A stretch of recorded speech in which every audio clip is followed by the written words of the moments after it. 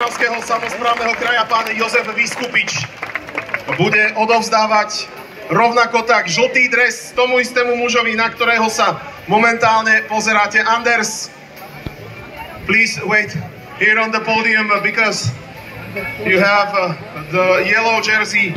Anders Foldager je Roman teda aj aktuálnym najlepším momentálne je líder okolo Slovenska. Líder 68.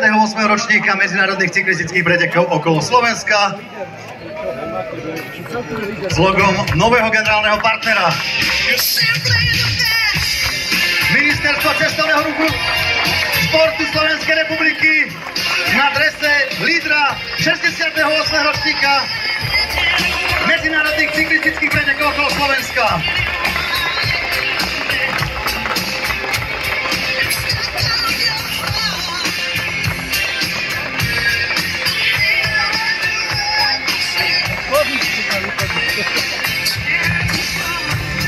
Anders, please wait still on the podium because you have a lot to earn, because you are not only the winner of the second stage but also the best in the yellow jersey. No, Anders, please stay also on the podium because right now you will earn the green jersey. Teraz budeme odovzdávať zelený dres, tak Anders sa nám presunie, ale o chvíľku. Chvíľočku, odnesie si veci, pretože Anders je aj pretekár, ktorý získal najviac bodov na rýchlostných prémiách a tým pádom si vyjazdil dres najaktívnejšej bodovacej súťaži s logom nášho partnera Škoda.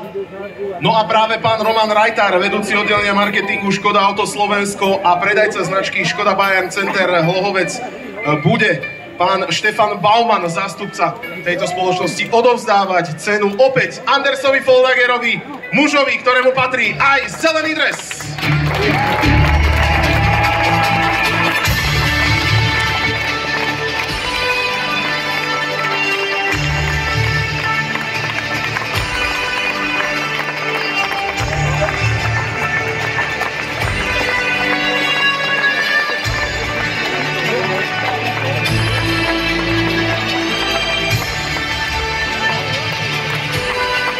Dámy a páni, aktuálne najrýchlejší muž počtu bodov týka na rýchlostných prémiách. Do tretice všetko dobré, Anders Foldager!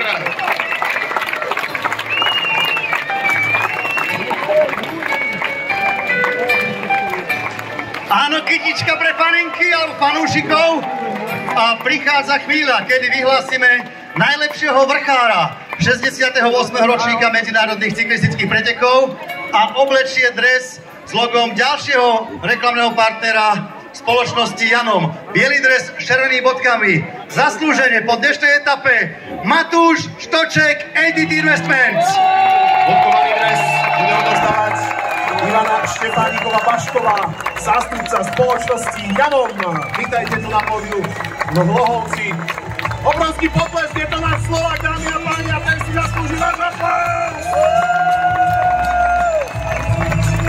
Do poslednej chvíle ešte veril, že môže zvíťaziť, pretože ešte sa snažil 10 km pred cieľom odísť.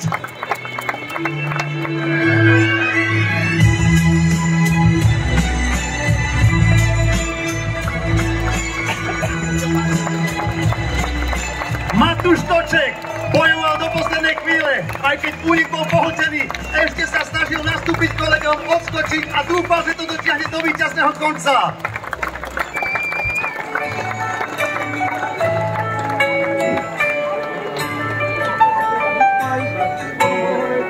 Najlepší pretekár v kategórii do 23 rokov oblečie biely dres s logom dlhoročného partnera spoločnosti Typos.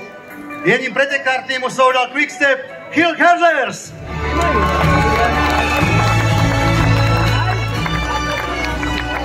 Cenu bude odovzdávať viceprimátor mesta Hlohovec, pán Henrik Pataláš, ktorého srdečne vítame tu na domácom pódiu.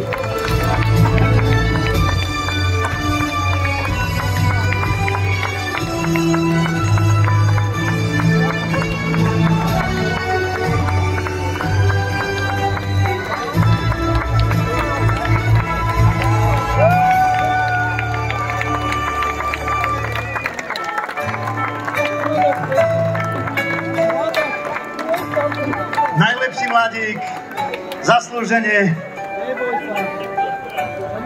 No a ako som už spomínal, máme aj najlepšieho slovenského jazdca. Je ním pretekár z týmu Soudal Quickstep zo štartový číslo 6. Martin Svrček!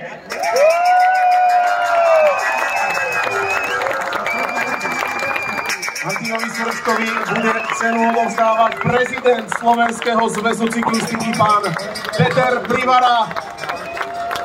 Vítame aj vás, pán prezident, tu na pódiu v Hlohovci.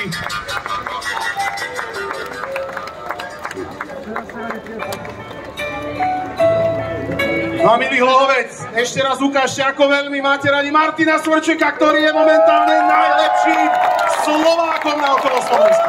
Mimochodom je to aj tretí muž v majstrovstve sveta v kategórii U23. Martin Svrček!